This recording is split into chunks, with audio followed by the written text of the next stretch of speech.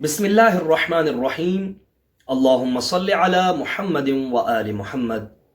امام جعفر صادق علیہ السلام بیان کرتے ہیں کہ اللہ تعالیٰ نے اپنی کتاب قرآن مجید میں دو طرح کے اماموں کا ذکر کیا ہے۔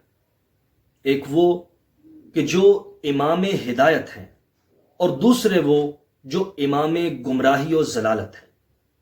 پہلے امام جو امام ہدایت ہیں، ہدایت کے امام ہیں، ان کا ذکر سورہ مبارکہ انبیاء میں اس طرح کیا، وَجَعَلْنَاهُمْ أَئِمَّةً يَهْدُونَ بِأَمْرِنَا، اور ہم نے انہیں ایسا امام قرار دیا کہ جو ہمارے امر سے ہدایت کرتے ہیں۔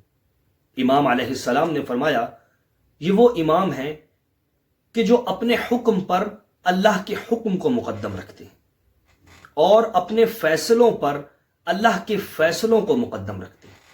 اور پھر دوسری قسم امامت کی بیان کی کہ دوسری قسم امامت کی امام ضلالت و گمراہی ہے، جن کا ذکر سورہ مبارکہ قصص میں یوں کیا، وَجَعَلْنَاهُمْ أَئِمَّةً يَدْعُونَ إِلَى النَّارِ، کہ وہ ایسے امام ہیں کہ جو لوگوں کو جہنم کی طرف بلا رہے ہیں۔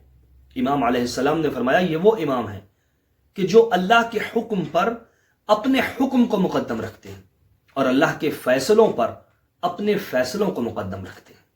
اس حدیث مبارکہ کو محمد بن حسن بن فروخ الصفار نے اپنی کتاب بصائر الدرجات میں نقل کیا ہے۔